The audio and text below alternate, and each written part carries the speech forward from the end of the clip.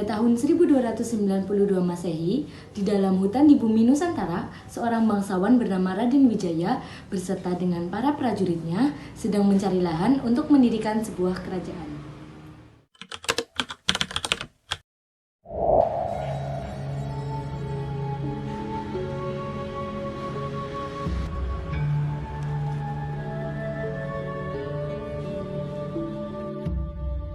Baginda Raja, ini ada sedikit buah untuk Baginda makan.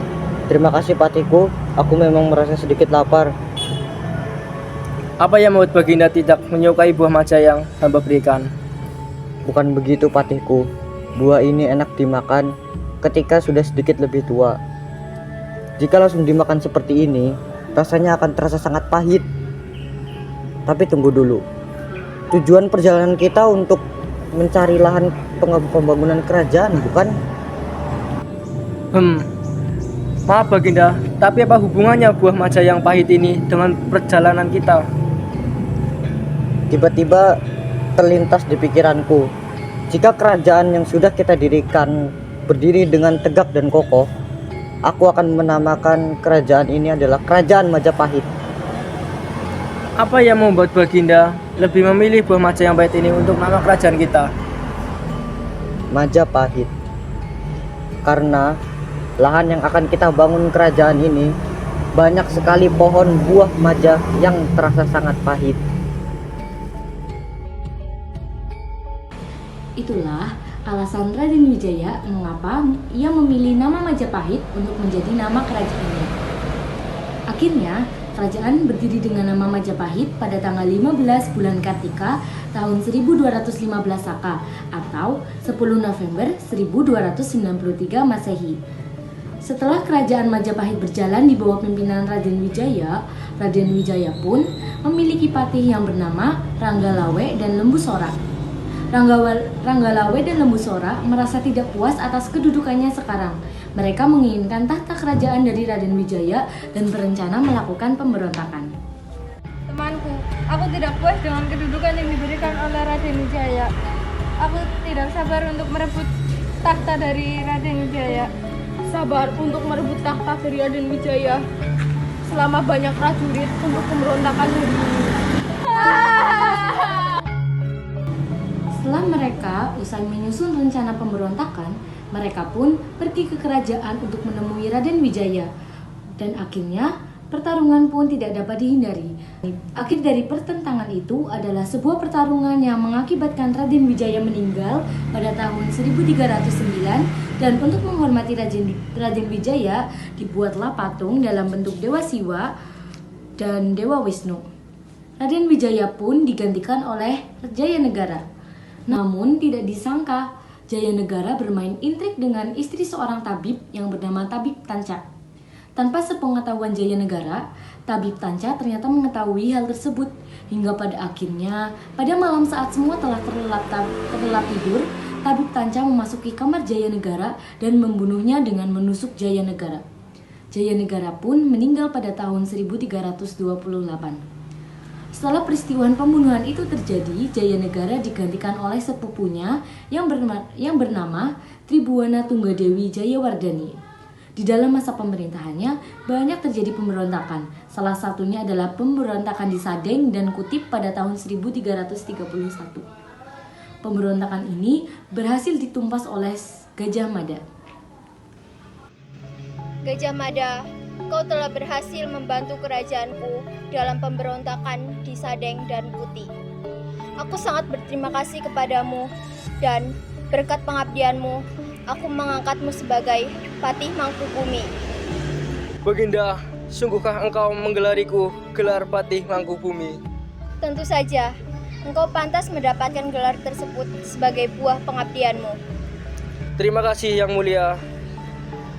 Gelar yang terhormat engkau berikan dan aku tidak akan amukti palapa sebelum melakukan seluruh Nusantara. Pada tahun 1336, Tribuana menunjuk Gajah Mada sebagai Mahapatih. Pada saat pelantikannya, Gajah Mada mengucapkan Sumpah Palapa yang menunjukkan rencananya untuk melebarkan kekuasaan Majapahit dan membangun sebuah kemaharajaan. Sumpah Palapa Gajah Mada. Sirah Gajah Mada pepatih amungku bumi. Tan ayu amukti Palapa. Sirah Gajah Mada lamun buwus kalah Nusantara ing amukti Palapa. Lamun kalah ing gurun ning Seran Tanjung Puro ning Huru ning Pahang Dempo ning Bali Sunda Palembang Tumasik sesama ing amukti Palapa. Setelah Gajah Mada mengucapkan janjinya, langkah pertama yang dilakukan adalah dengan menundukkan Bali pada tahun 1343. Tribhuwana berkuasa di Mahapati sampai kematian ibunya pada tahun 1350. Ia diteruskan oleh putranya yaitu Hayam Wuruk. Dan pada saat kekuasaan Hayam Wuruk, Gajah Mada menaklukkan seluruh wilayah di Nusantara. Patiku, mari. Aduh betul.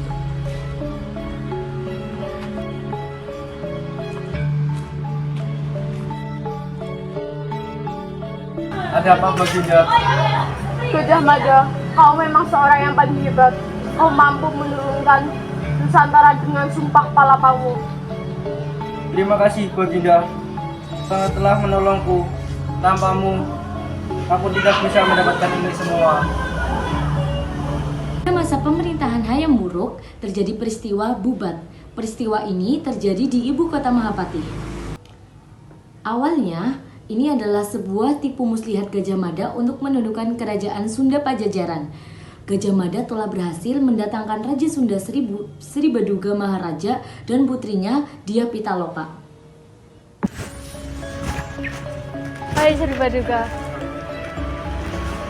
Rajaku ingin meminang putrimu, tapi kau harus mengakui kedaulatan Majapahit. Bagaimana? Apakah setuju?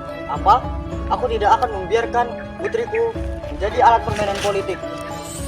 Dasar kau, jika kau tidak ingin prajuritmu gugur dan terjebak peperangan, maka terimalah penawaranku. Apa kau mengerti?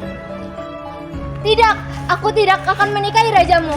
Aku akan tetap setia kepada kerajaan. Baiklah, jika itu maumu, maka akan terjadi peperangan besar di sini. Salah kau tidak menerima penawaranku. Menikahlah dengan rajaku. Aku tetap tidak mau. Aku tidak sudi menikahi rajamu. Lebih baik aku mati. Maafkan aku, Ayah. Jangan. Tidak. Sri Baduga tidak dapat menghalangi keinginan putrinya dan Dia Pitaloka pun mati. Terjadilah sebuah peperangan besar yang melibatkan dua kerajaan tersebut yang dikenal dengan peristiwa Bubat. Setelah peristiwa Bubat, Mahapati Gajah Mada mengundurkan diri dari jabatannya karena usianya. Terima kasih telah mengabdi pada kerajaan, jasamu telah dicatat oleh sejarah. Walau kini kau sudah tak menjadi patiku lagi. Saya akan tetap selalu berjuang demi kerajaan Majapahit Baginda.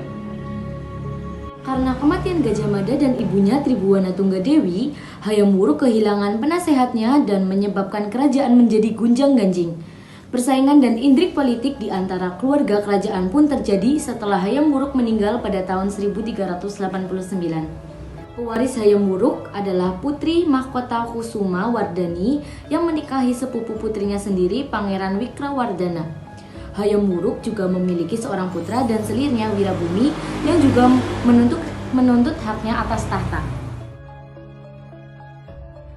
Wardana, mari. Berani sekali engkau mengambil ahli tata kerajaan ini dari anakku. Apa kau tidak tahu? Dia belum siap untuk menjadi raja di kerajaan ini. Apa? Tidak siap? Dia siap kapan saja jika dia mau. Karena ini memang haknya, bukan dirimu. Maka dari itu, akulah yang akan menggantikan istriku. Oh, kau bangga sekali mengatakan itu. Bila kau menjadi raja, ku yakin kerajaan ini akan runtuh. Perselisihan antara Wirabumi dan Wardana meletus menjadi perang Parekrek pada tahun 1404. Rekrek artinya perang bertahap demi tahap dalam tempo lambat. Pihak yang menang pun silih berganti. Kadang pertempuran dimenangkan oleh pihak timur dan kadang juga pertempuran dimenangkan oleh pihak barat. Akhirnya pada tahun 1406, pasukan barat dipimpin oleh Tumapel Putrawardana menyerbu pusat kerajaan timur. Wirabumi menderita kekalahan dan melarikan diri menggunakan perahu pada malam hari. Ia dikejar dan dibunuh oleh Raden Gajah alias Batara Narapati yang menjabat sebagai Ratu Anggabaya Istana Barat. Raden Gajah membawa kepala Wirabumi ke Istana Barat. Kemudian, kepala Wirabumi dicandikan di lung bernama Galisapura. Kematian Wirabumi secara tidak langsung menyebabkan semakin melemahnya kerajaan Majapahit serta timbullah benih balas dendam di kalangan keluarga kerajaan. Dengan melemahnya kerajaan Majapahit, terjadilah penyerangan oleh pasukan kerajaan Islam pertama dari Demak yang dipimpin oleh Raden Patah yang menyebabkan keruntuhannya kerajaan Majapahit. Begitulah sejarah berdirinya kerajaan Majapahit. Yeay.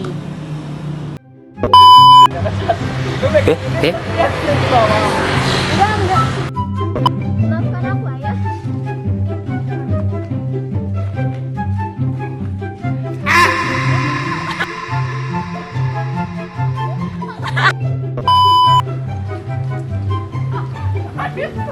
Aduh.